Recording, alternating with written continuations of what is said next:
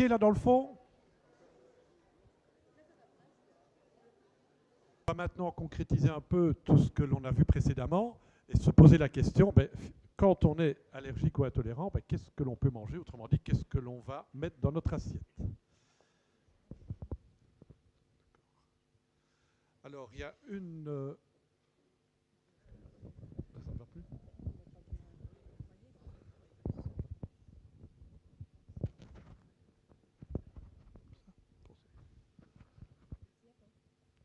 Vous m'entendez? Oui, ça a l'air d'aller. Ok, parfait. Alors, une première chose à faire quand on va faire ces courses, c'est de bien lire l'étiquette de ce que l'on achète, évidemment. Alors, il y a un arrêté royal qui régit tout ce qui doit figurer sur l'étiquetage d'une denrée alimentaire. C'est l'arrêté royal du 13 septembre 1999 qui a été modifié par l'arrêté royal du 5 novembre 2008, qui précise qu'il y a 11 mentions obligatoires sur l'étiquetage des denrées alimentaires. La première étant évidemment la dénomination de vente. Il faut savoir ce que l'on achète évidemment, même si en général le graphisme plutôt nous donne une image de ce que l'on va manger. On voit ici, par exemple, 4 croquettes de fromage. Deuxième point important, c'est la liste des ingrédients dans l'ordre décroissant de leur importance. Alors on voit ici, vous achetez des lardons fumés, 1 kg sous gaz. Sous gaz, ça veut dire que c'est sous atmosphère protectrice. En fait, que fait le producteur? Eh bien, il va retirer de l'air dans lequel il y a de l'oxygène, et vous savez probablement que l'oxygène est un facteur de croissance important pour certains micro-organismes. On va retirer de l'air que l'on va remplacer par un gaz, en général de l'azote, qui est un gaz neutre, qui va nettement ralentir la croissance des micro-organismes. Alors j'attire simplement votre attention ici sur, vous voyez, lardon fumé, c'est de la poitrine de porc, ça on pouvait s'en douter. Vous voyez que le deuxième ingrédient classé par ordre d'importance, c'est quand même le sel. Hein. Le sel, c'est un poison lent, on n'y pense pas toujours, mais nous sommes dans un pays où on consomme énormément de sel. Alors, troisième mention obligatoire, c'est la date de durabilité minimale pour les denrées se conservant longtemps. Donc là, ici, on le voit, le producteur vous met à consommer de préférence avant ou à consommer de préférence avant fin. Ça veut dire que le producteur vous garantit un produit de qualité jusqu'à la date mentionnée. Ça veut dire que passé cette date, vous pouvez toujours consommer le produit, mais que ce produit n'a peut-être plus les qualités organoleptiques nécessaires. Qualité organoleptique, ça veut dire par exemple, si vous achetez des biscuits et que vous les consommez après la date de durabilité minimale, eh bien ces biscuits seront peut-être un peu plus mous, seront peut-être moins durs, ok? Mais la garantie sanitaire est toujours là. Ce n'est pas le cas pour la date limite de consommation, qui s'applique d'ailleurs à des denrées qui sont très périssables. Hein, on le voit ici, un faux filet de bœuf, il a été emballé le 19 du 12 et vous devez le consommer absolument avant le 8 janvier. Emballer le 19 du 12, consommer le 8 janvier, on peut dire que c'est un produit qui est déjà emballé sous vide. Alors il existe des exceptions évidemment, les chewing-gums, le sel de cuisine, le vinaigre, le sucre et les confiseries, qui sont des produits qui sont très peu contaminables parce que très peu hydratés. Plus il y a d'eau, plus il y a de vie. Ça veut dire que plus il y a d'eau dans un aliment, plus le risque de contamination est aussi important. Alors il y a les conditions particulières de conservation d'aliments, par exemple à conserver au frais.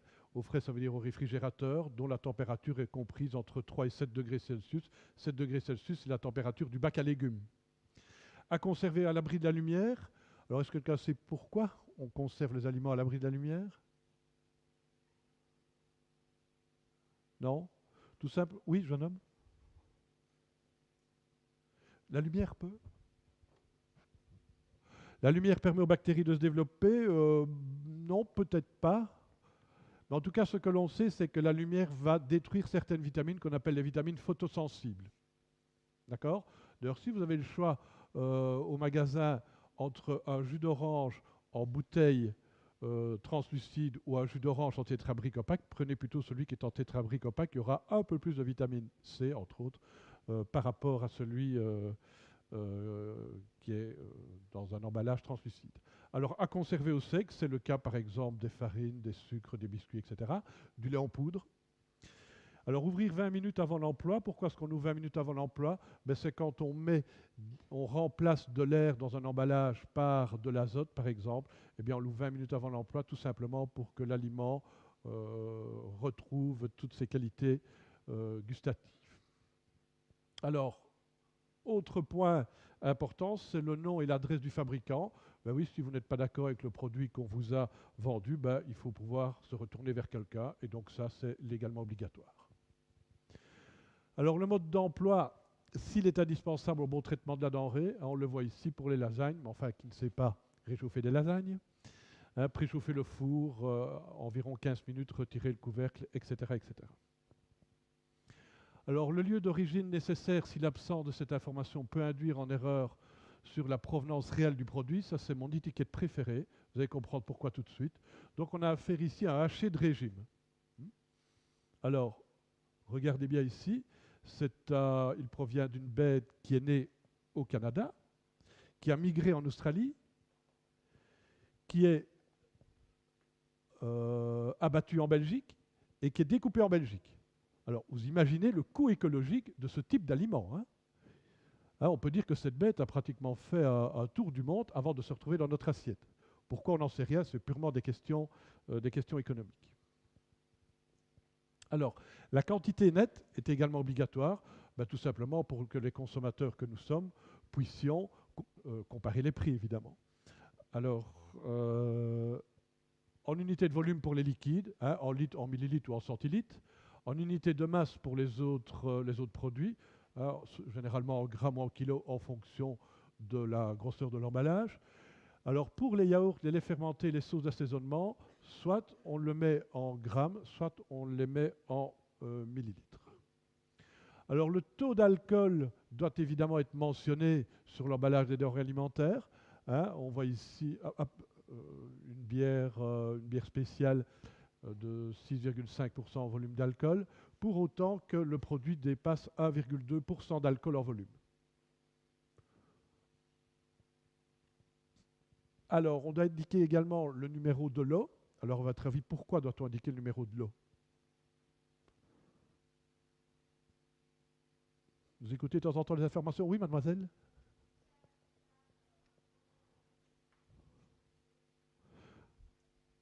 Excellente réponse, tout à fait. Donc s'il y a un problème avec un lot, évidemment, il faut qu'on puisse retirer l'ensemble des aliments du même lot qui ont été vendus pour ne pas contaminer l'ensemble de la population qui l'aurait acheté. Tout à fait.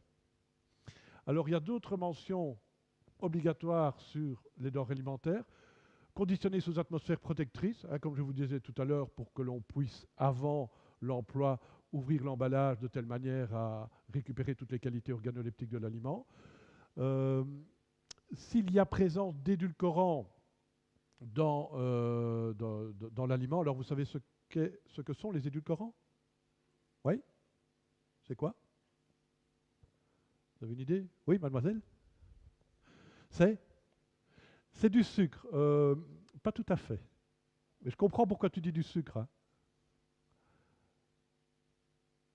En fait, ce sont des substances qui apportent un goût sucré, mais qui n'amènent pas les calories du sucre, qui n'amènent pas l'énergie du sucre.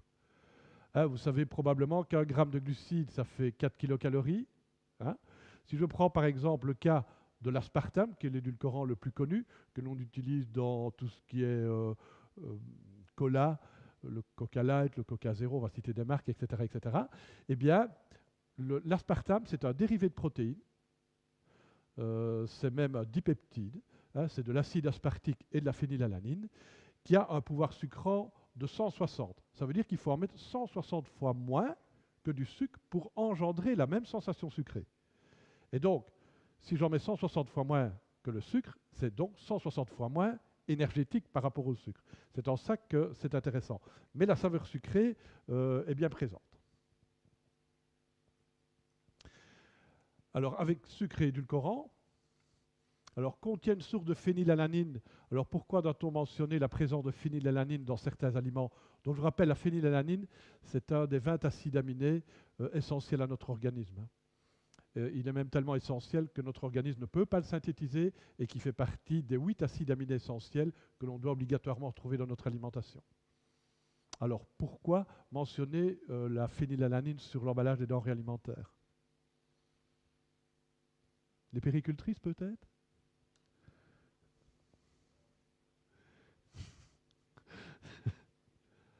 Vous avez peut-être déjà entendu parler de phénylcétonurie? Oui? Non? Donc en fait, la phénylcétonurie, c'est une maladie que l'on va détecter chez les nouveau-nés. Hein. Vous avez peut-être déjà entendu parler, les péricultrices, d'un test de Guthrie. Non? Ça va venir. Euh, alors, c'est un test que l'on fait 3 jours après la naissance de l'enfant. On lui prélève du sang et on relève dans le sang le taux de phénylalanine. Si le taux est élevé, on suspecte une phénylcétonurie. En fait, la phénylalanine doit normalement se transformer moyennant un enzyme qu'on appelle une phénylalanine hydroxylase en tyrosine. Et quand cette enzyme est génétiquement absente, eh bien, le taux de phénylalanine est important dans le sang. Et si ce taux reste important pendant un certain temps, cela va entraîner des malformations au niveau du système nerveux central. Vous avez peut-être déjà entendu parler de l'idiotie. Ben, les idiots du village, avant, c'était ça. Hein.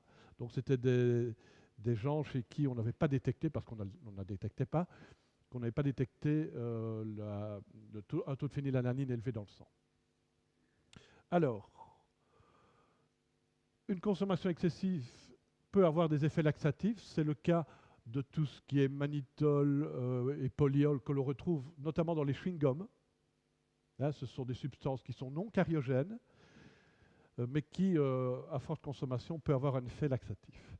Alors la caféine et la quinine, s'ils sont présents dans la denrée, évidemment, on sait bien que caféine et quinine, ce sont des excitants nerveux. On n'a pas besoin de ça. Alors, et vous allez me dire, est-ce que l'étiquetage nutritionnel est obligatoire? Donc l'étiquetage nutritionnel, hein, on en a ici où on voit la valeur énergétique exprimée en kilocalories et en kilojoules. Pour passer de l'un à l'autre, vous multipliez par 4,18. Hein. Le taux de protéines, le taux de glucides, le taux de lipides, et on précise pour les lipides la quantité d'acides gras saturés, et pour les glucides la quantité de sucre et la quantité de polyol. Donc tout ça n'est pas encore obligatoire, ça le sera, bonne nouvelle, à partir du 13 décembre 2016. Donc là, tout denrée alimentaire emballé que vous achetez, eh bien, l'étiquetage nutritionnel sera obligatoire. Il faut bien reconnaître que la plupart des denrées alimentaires actuelles, on mentionne cet étiquetage nutritionnel. Alors, il est obligatoire s'il y a ce qu'on appelle des allégations nutritionnelles. Alors, une allégation, c'est quoi? Eh bien, c'est une affirmation que l'on retrouve sur un emballage de denrées alimentaires. Alors, je vous donne la définition ici. C'est par exemple quand vous repérez sur l'emballage d'une denrée alimentaire source élevée de fibres, pauvre en gras, sans acides gras trans, source de 9 éléments nutritifs essentiels, etc. etc. Ça, c'est ce qu'on appelle une allégation. Alors, les allégations, est-ce nécessaire, n'est-ce pas nécessaire? Ça dépend. Il y a parfois des enrichissements d'aliments qui sont intéressants, parfois pas du tout. Hein, bien souvent, c'est un argument marketing. Alors, il y a 3 types d'allégations. Il y a l'allégation nutritionnelle hein, qui précise, par exemple, sans sucre ajouté, riche en fibres. Et je vous propose ici un jus d'orange sur lequel on mentionne que c'est sans sucre ajouté. Alors ça, c'est une indication qui est faite uniquement pour rassurer les consommateurs, puisque sachez que dès que vous achetez un jus, c'est d'office sans sucre ajouté. Il y a des glucides dans le jus d'orange que vous consommez, mais ce sont les glucides présents naturellement dans le fruit ou dans l'orange. D'accord?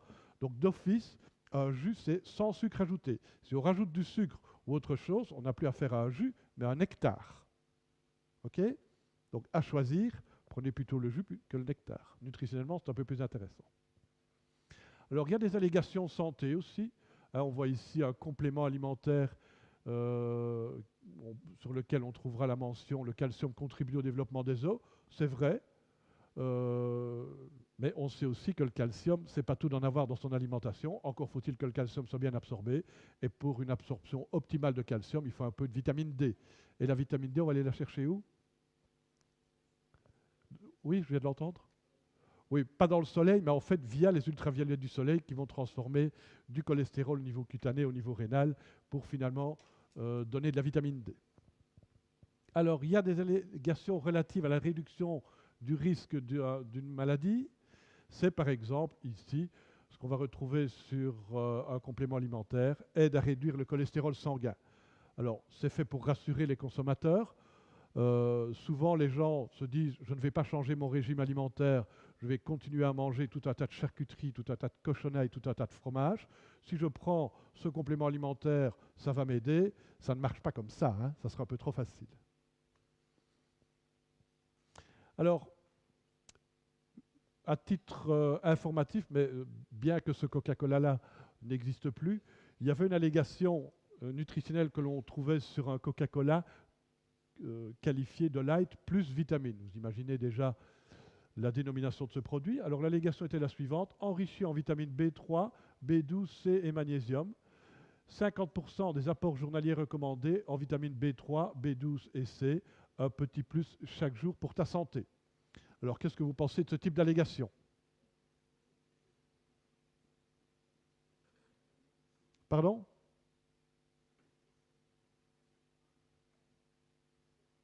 C'est faux?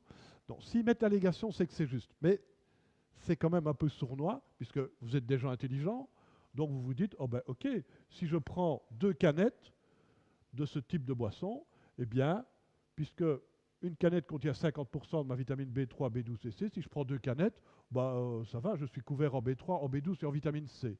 Donc j'ai plus besoin de manger de fruits. Ça ne marche pas comme ça. Même si c'est vrai pour la teneur en vitamine C, il faut bien vous dire que les fruits amènent également d'autres choses intéressantes pour la santé, dont des fibres alimentaires, dont des antioxydants comme des phénols, des polyphénols, etc., etc.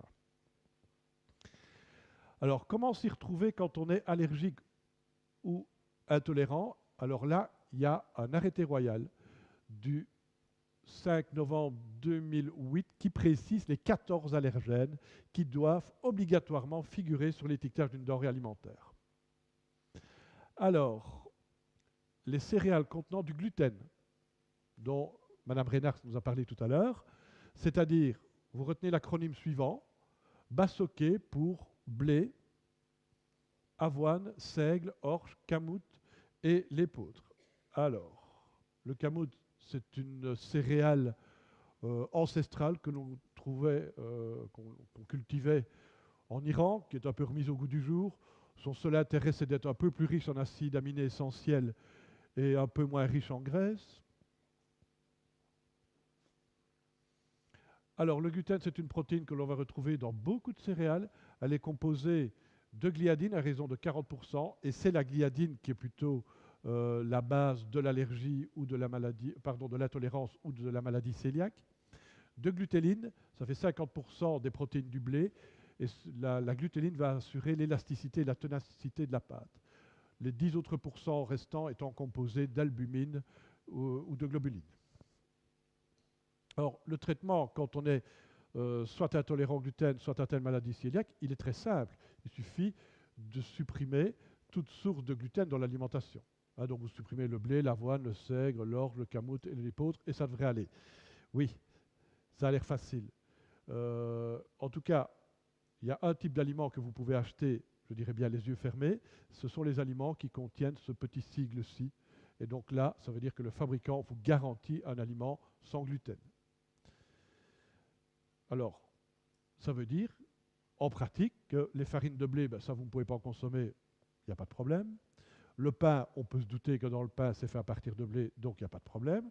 Mais ça veut dire aussi que certains biscuits, vous ne pouvez pas les consommer non plus. Hein, à part les galettes de riz que vous pouvez consommer sans problème, les biscuits ne peuvent pas être consommés. Si vous prenez des snacks sucrés, vous ne pouvez pas les consommer non plus. Alors, se méfier aussi parce que ceux qui, je pense peut-être que les péricultrices ont eu un cours de cuisine, Madame de Grady, vous allez me dire oui, non. Peut-être si vous avez fait en 4e année, voilà. Vous savez bien que la farine est utilisée aussi comme un épaississant. D'accord? Et donc, la farine, on va retrouver dans énormément d'aliments. Et Madame Reynard en a cité certains tout à l'heure. Je rajouterai peut-être aussi certaines minarines de type, donc ce qu'on appelle des margarines allégées. Donc, dans ce type de produit, on a retiré, donc dans les minarines, on a retiré une partie de la matière grasse que l'on a remplacée par de l'eau plus des émulsifiants de type lécithine. Et on y a ajouté également des farines pour donner une certaine onctuosité au produit. Il faut savoir que 1 g de farine, ce sont des glucides, ça fait 4 kilocalories. 1 g de graisse, ça fait 9 kilocalories. D'accord? Donc on est à la moitié en moins.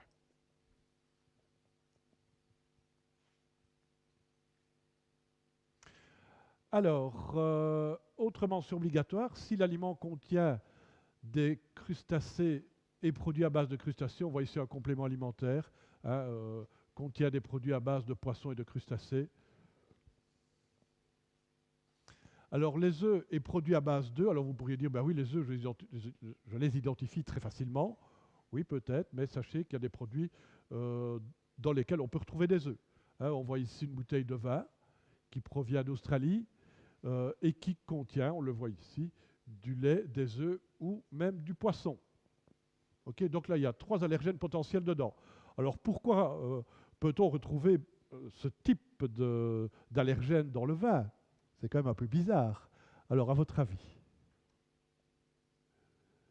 Oui, voilà, vous avez raison. Donc là, c'est ce qu'on appelle les substances de clarification. Le vin, quand il est fermenté, il y a énormément de substances en suspension. Or, le vin, quand vous le buvez, c'est un produit homogène. Ça veut dire qu'il faut sédimenter toutes ces substances qui sont en suspension. Et pour ça, on utilise entre autres des lactosérums. Je ne sais plus qui me parlait des lactosérums tout à l'heure. On peut utiliser des lactosérums, du blanc d'œuf ou encore des farines de poisson. Alors, se méfier de tout un tas de synonymes. Hein, voilà, donc ça, il faut, si vous êtes un jour intolérant au lactose, ben voilà, il faut faire attention à tout ce type d'appellation.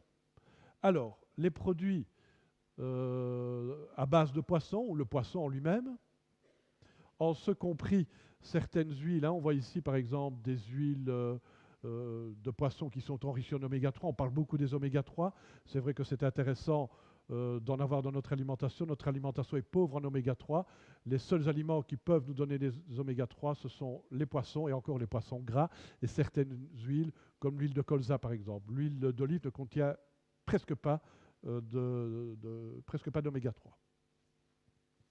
Alors, des arachides et produits à base d'arachides. Alors, vous dites, ok, si je suis allergique aux arachides, je n'ai pas besoin de consommer des cacahuètes à l'apéritif.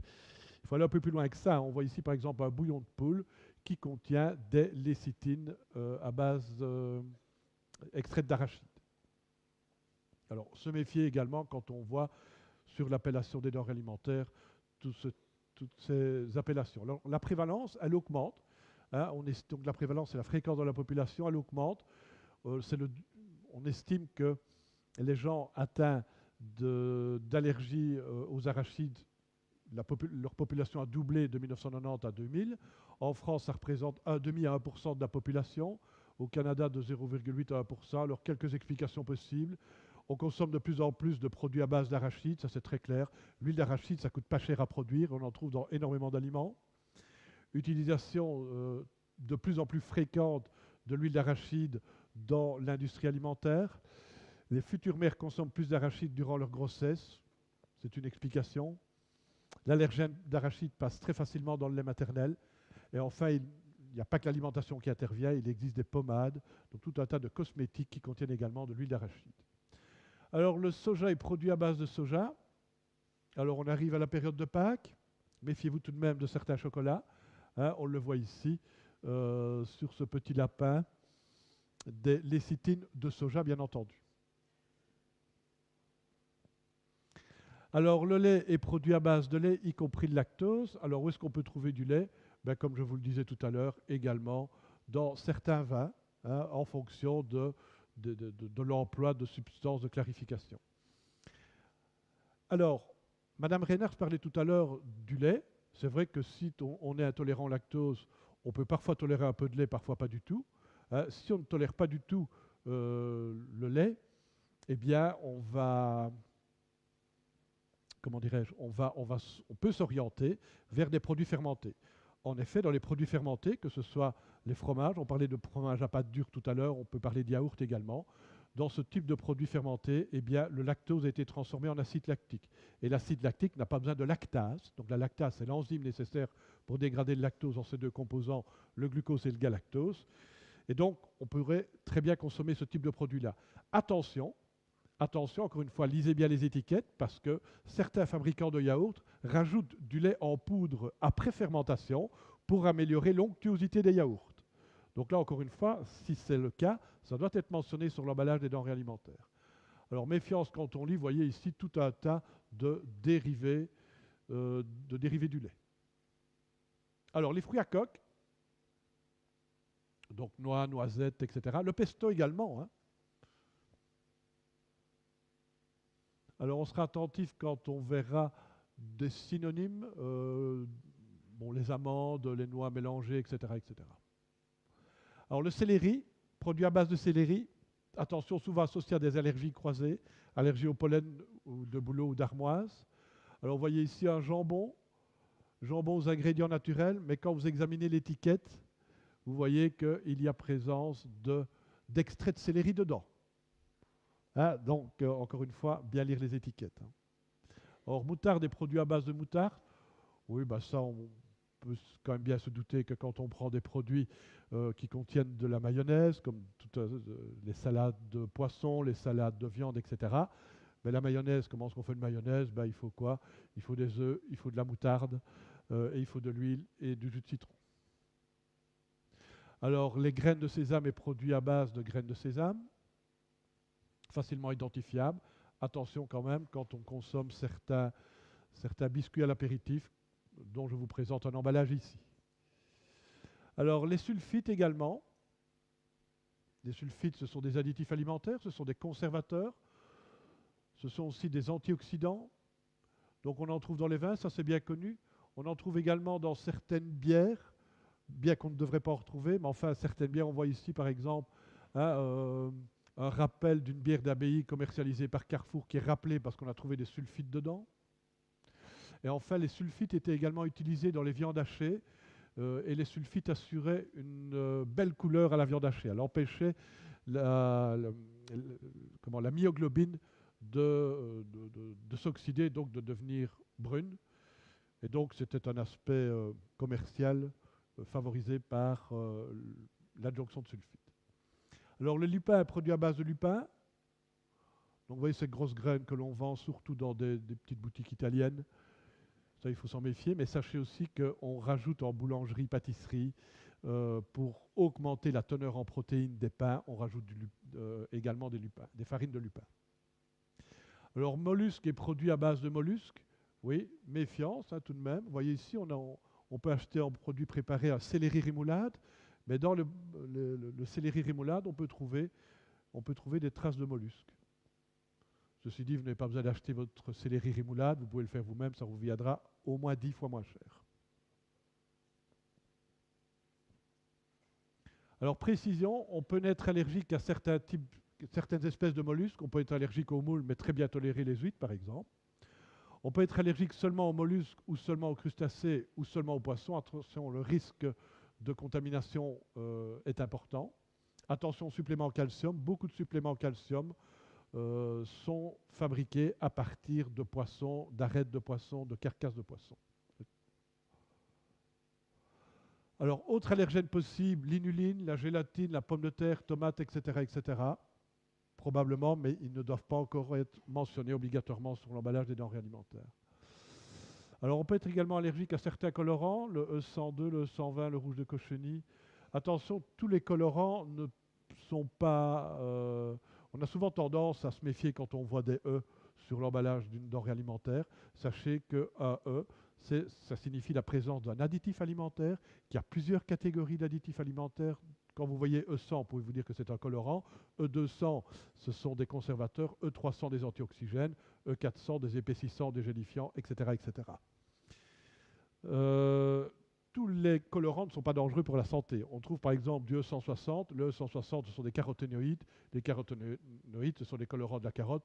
Caroténoïdes qu'on va retrouver en grande quantité dans les limonades. Alors on a aussi ce qu'on appelle des exhausteurs de goût, le glutamate de sodium. C'est ce qu'on appelait avant le syndrome du restaurant chinois. Bon, il n'y a pas de preuves scientifiques formelles. En général, quand on va au restaurant, on boit beaucoup de vin et il y a peut-être aussi une intoxication au sulfite là-dessous. Alors, l'étiquetage de précaution, pas de législation à ce jour, malheureusement. Alors, l'étiquetage de précaution, ben, c'est par exemple quand un producteur mentionne sur son emballage trace possible de fruits à coque, sésame et soja. Donc ça veut dire que lui se garantit niveau légal. Si vous développez une allergie aux fruits à coque, ben, il vous avait prévenu, sur son emballage, vous n'aviez qu'à lire l'étiquette comme il faut. Donc c'est ce qu'on appelle l'étiquetage de précaution. Et souvent, les producteurs abusent de cet étiquetage de précaution. Hein, on en voit ici, par exemple, hein, peut contenir des traces de lécithine de soja, de noisettes, d'amandes et de lait. Alors, y a-t-il de nouvelles perspectives en matière d'étiquetage des denrées alimentaires? Oui. Depuis le 13 décembre 2014, l'étiquetage nutritionnel sous forme de tableau est obligatoire, mais uniquement sur base volontaire. Il comprendra quoi? Les valeurs énergétiques, les teneurs en matières grasses, et parmi les matières grasses, les graisses saturées, les hydrates de carbone. Hydrates de carbone, moi je préfère qu'on parle de glucides. Hein. Le taux de sucre et le taux de protéines ou le taux de sel. Et enfin, l'étiquetage nutritionnel sera obligatoire sur les denrées alimentaires à partir du 13 décembre 2016. Enfin. Mais ce n'est pas tout de mentionner l'étiquetage, enfin les valeurs nutritionnelles d'un aliment, encore faut-il pouvoir interpréter toutes ces valeurs, et ça c'est encore un autre débat. Alors, avant de terminer, vous recommandez peut-être quelques sites utiles, en tout cas fiables, quand on s'intéresse aux allergies et aux intolérances alimentaires. Alors, petite précision, toutes les dias que tant Madame Reynard que moi-même avons projetées seront disponibles sur le site du Printemps des Sciences. D'accord? Donc là, vous pouvez demander à vos professeurs d'y accéder. Vous aurez l'occasion d'aller les chercher. Voilà. Alors, avez-vous des questions?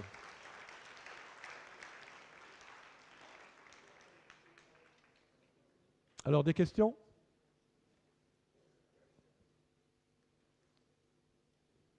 Oui.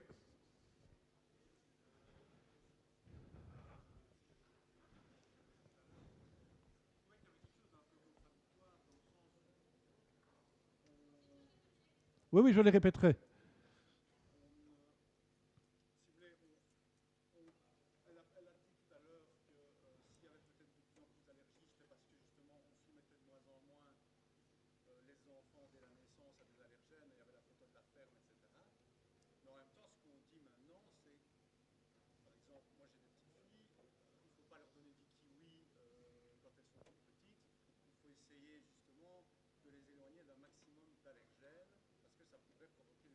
Mhm.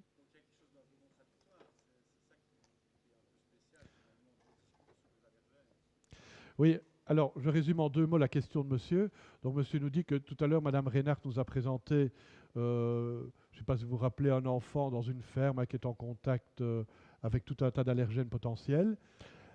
Et le discours que l'on prône maintenant, ou en tout cas que certains prônent maintenant, que de ne pas manger certains fruits comme les kiwis, etc., pour justement ne pas donner des allergènes trop tôt dans l'alimentation des enfants. Voilà. Alors, que penser de ce type d'attitude? Vous avez une réponse?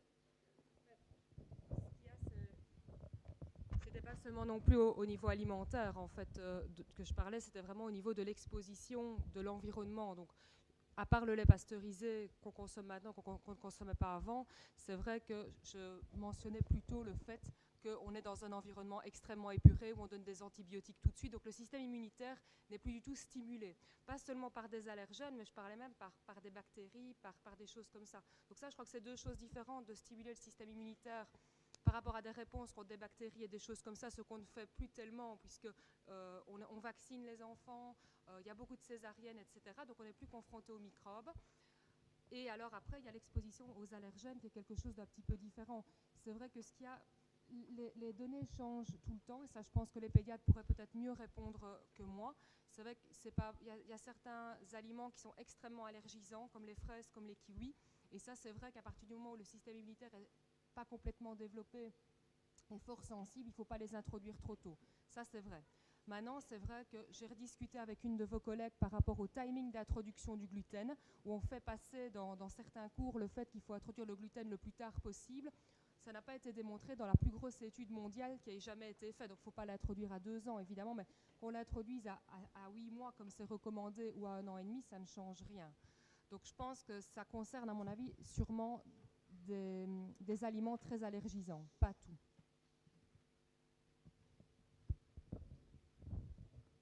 D'autres questions?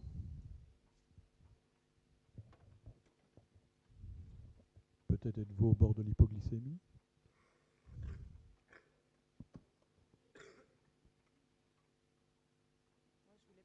Je voulais peut-être préciser un petit quelque chose par rapport au gluten. Donc, si quelqu'un a une maladie cœliaque, par exemple, Monsieur Marais vous a bien montré les sources de contamination. Les contaminations, il faut vraiment faire attention. Donc, si par exemple quelqu'un est allergique au poisson, qui va enlever le morceau de poisson et qui va manger la sauce, ça ne va pas aller. Donc, ça, c'est une première chose. Les personnes qui ont une maladie cœliaque, qui ne peuvent pas du tout manger du gluten, moi, j'avais des patients, je leur faisais leur gastroscopie, je faisais des biopsies pour voir si la testeur redevenait normale et ça n'allait pas. Et pourtant, la personne avait l'air fiable. Il suivait son régime sans gluten. Et puis, je l'ai interrogé sur son pain.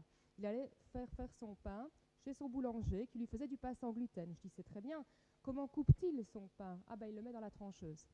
Ben voilà. Donc la contamination pour le gluten, c'est vraiment de l'ordre du milligramme. Donc si vous devez manger sans gluten, il ne faut pas utiliser le même grille-pain que la famille, il ne faut pas utiliser le même couteau que la famille, il faut vraiment que le pain soit tranché, pas dans la trancheuse de tout le monde, etc. Donc la contamination, il faut vraiment faire attention, comme M. Marais l'a signalé. Oui, et peut-être une autre précision quant à la maladie cœliaque et la tolérance au gluten. Ça va même plus loin. Par exemple, manger une pizza, vous savez bien que vous ne pouvez pas si vous êtes intolérant au gluten, mais il est tout à fait possible de faire des pizzas à partir de farine de maïs. Mais attention, ne pas cuire votre pizza à partir de farine de maïs dans le même four que les autres pizzas. Vous voyez, ça va parfois très loin. Hein. Et je connais une pizzeria à Liège qui a les deux fours et qui fait attention parce que le pizzaiolo est lui-même intolérant au gluten. Voilà. Autre question?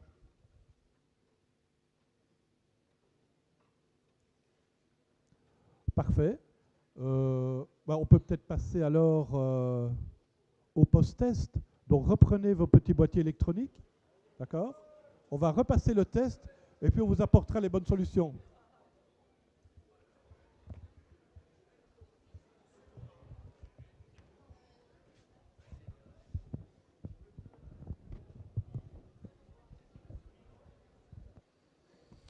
On est prêt? Tout le monde est prêt? Ouais, ok. Alors, lorsque je suis intolérant au lactose, je ne peux consommer aucun produit laitier. Allez-y, répondez.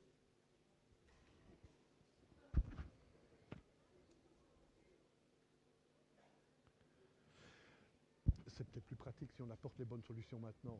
Oui. Alors, vérifions. Ah, j'ai plus les statistiques. Si. Enter. Ça, c'est là. Alors, j'appuie encore sur Enter. Ah, voilà. Donc, lors du pré-test, vrai 68%, faux 21%. Donc, il y en a qui n'ont pas répondu. Alors, lors du post-test, faux. Et oui, premier vote, deuxième vote. OK. Alors, non, quand on est intolérant au lactose, on peut consommer des produits laitiers, pour autant que dans ces produits laitiers, il n'y ait plus de lactose. Et donc, c'est pour ça qu'on vous disait tout à l'heure de bien lire les étiquettes. Hein. En général, les fromages à pâte dure, on peut presque en avoir une garantie absolue. Les produits fermentés comme le yaourt, normalement, oui, mais quand même, bien lire l'étiquette. OK. Alors, en Belgique, 12% des enfants et des adolescents est atteint d'allergies alimentaires. Vrai, faux?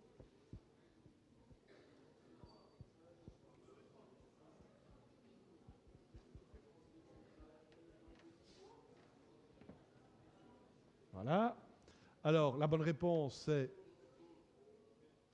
effectivement, heureusement qu'il n'y a pas 12%, Madame Reynard. Heureusement, oui. Heureusement que oui. Alors, j'appuie sur Enter. Voilà. Alors, vrai. Oui, donc là, il n'y a pas tellement de... C'est faux, oui. Donc là, il y a quand même une belle évolution. Hein. Ok, alors question suivante. Allergique un jour, allergique toujours. Autrement dit, si tu as une allergie alimentaire durant ton enfance, tu seras allergique à vie. Allez-y, répondez.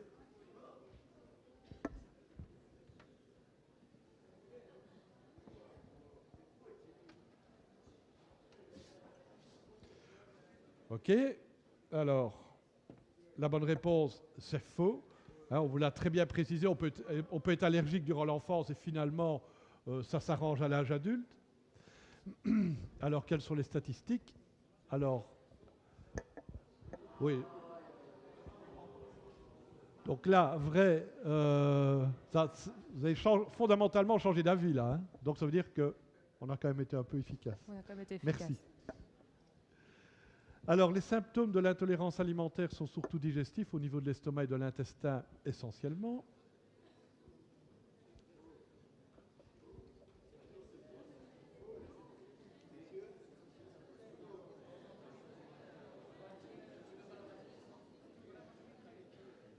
OK? Alors, c'est vrai évidemment. Oui, oui. Alors, les statistiques. Alors, avait dit vrai 58%. Au deuxième vote, 57%. Donc là, il n'y a pas d'évolution notable. Tu n'avez pas compris la question? Ah. Mais à mon avis, c'est parce qu'il y a quand même des manifestations qui peuvent être respiratoires, qui peuvent être cutanées, comme je l'ai dit. Et donc, à mon avis, ça a un peu induit tout le monde en erreur. Mais, parce que ce n'est pas que digestif, c'est souvent digestif, c'est le plus souvent digestif. Mais il y a quand même effectivement possibilité d'avoir des symptômes cutanés, des symptômes respiratoires aussi. Donc, à mon avis, la réponse c'est un peu confus peut-être. Oui, tout à fait. Alors actuellement, il y a 14 substances pouvant provoquer des allergies ou des intolérances alimentaires qui doivent obligatoirement être mentionnées sur l'emballage d'un aliment. Donc là, les réponses étaient déjà excellentes au départ. J'espère qu'elles n'auront pas évolué.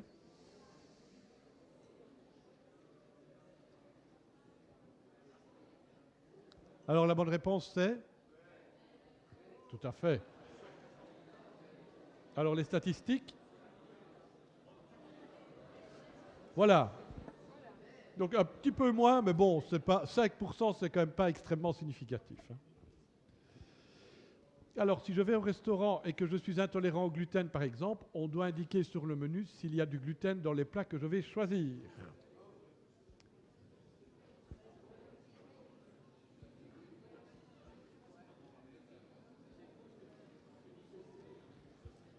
Ok, alors la bonne réponse c'est? C'est tout à fait vrai. C'est tout à fait vrai. Depuis le 13 décembre 2014, c'est obligatoire. Alors il y a peu de restaurants, il y a peu de restaurateurs qui suivent la loi.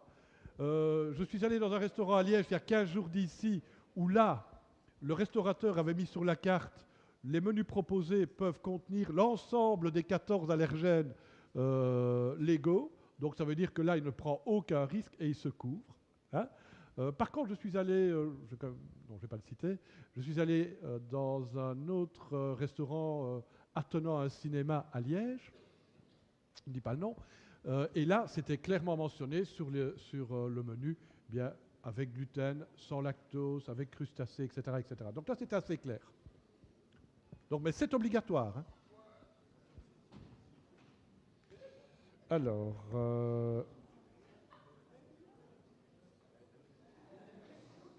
Alors, le blanc d'œuf est beaucoup plus souvent à base d'une réaction allergique que le jaune d'œuf. On l'a dit, hein.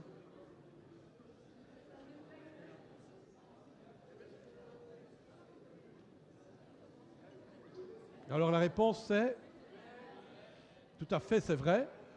Mme Reynars l'a bien expliqué. Et on pourrait même encore aller plus loin. Le blanc d'œuf cru est encore plus allergisant que le blanc d'œuf cuit.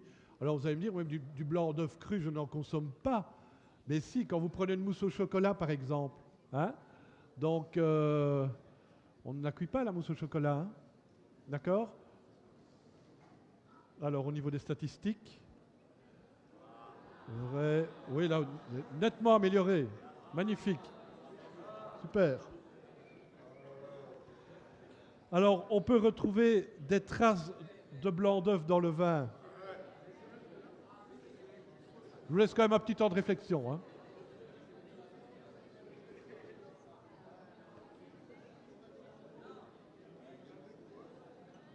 Voilà. Alors, la bonne réponse, c'est vrai. Alors, les statistiques vraies, oui, c'est nettement amélioré aussi. Magnifique. Alors, ce sont surtout les immunoglobulines de type A qui sont impliquées dans les réactions allergiques.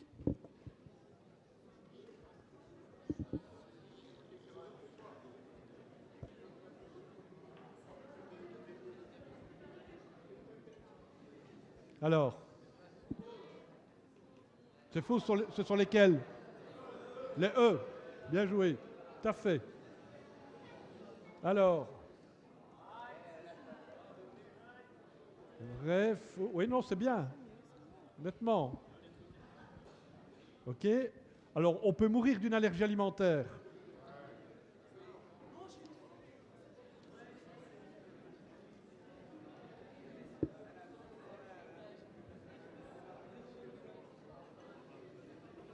Alors, vrai ou faux?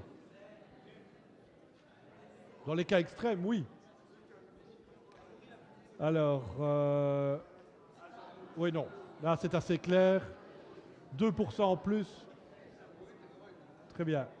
Alors, quand on souffre de maladie cœliaque, la consommation occasionnelle de gluten en petite quantité est autorisée.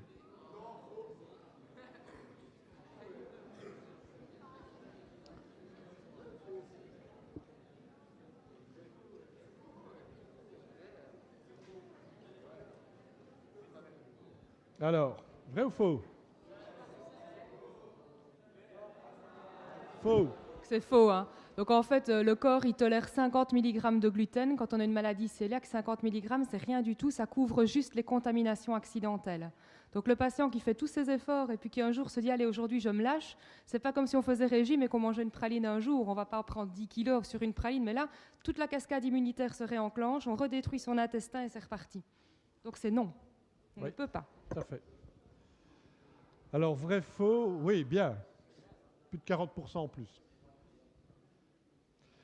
Alors, le régime sans gluten dans la population générale en bonne santé n'augmente pas les performances sportives. Là, je pense qu'on a insisté là-dessus.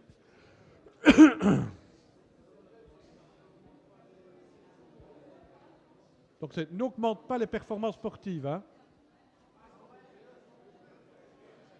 Alors, c'est vrai, évidemment, elle n'augmente pas les performances sportives, hein. OK? Alors, quels sont vos scores? Premier vote, deuxième vote, oui, c'est bien. Plus de 30% de convaincus. Alors, le régime sans gluten est un régime hypocalorique et aide à maigrir.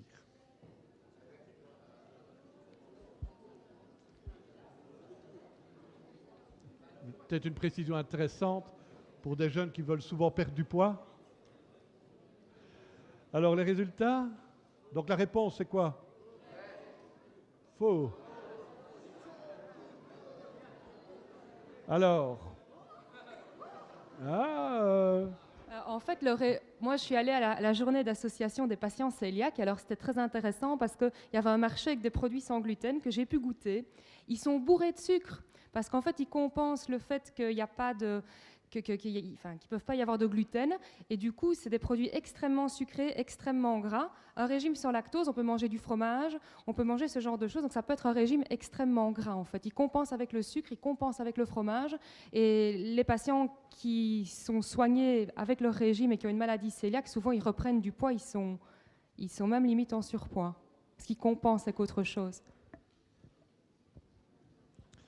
Alors, il n'existe pas de médicament traitant la maladie cœliaque et permettant aux patients souffrant de maladie cœliaque de manger du gluten.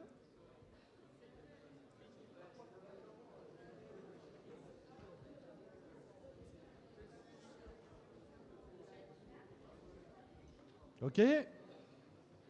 Alors, la réponse est... Tout à fait. Alors, l'évolution de vos scores. Oui, bien. 58%, 91%. Donc là, il y a une progression notable. Il y a des médicaments en fait, qui sont en cours de développement. Oui. Il y a toute une série d'options, des médicaments qui camouflent le gluten, qui vont couper le gluten en petits morceaux pour le rendre non immunogène. Mais tout ça, c'est à l'état d'étude. Voilà, peut-être dans quelques années. Voilà. Merci à tous. Merci pour votre participation.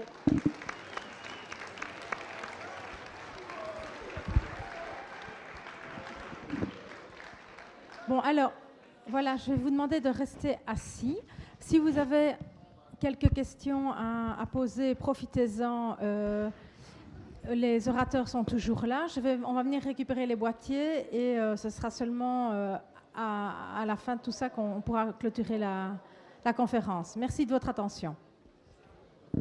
Alors, vous faites glisser les boîtiers au bord des rangées, s'il vous plaît.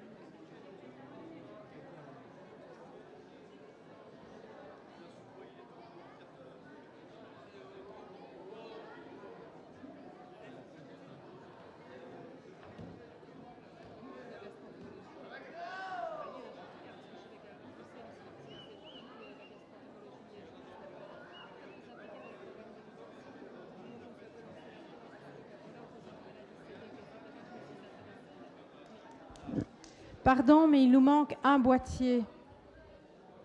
Ah, super, parfait.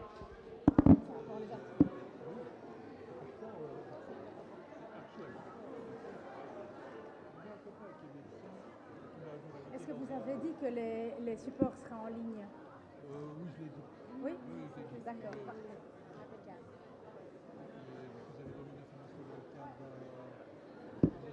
Voilà, c'est parfait. Je vous remercie beaucoup. Je vous souhaite une bonne fin de journée et n'hésitez pas à venir vers nous si vous avez des questions.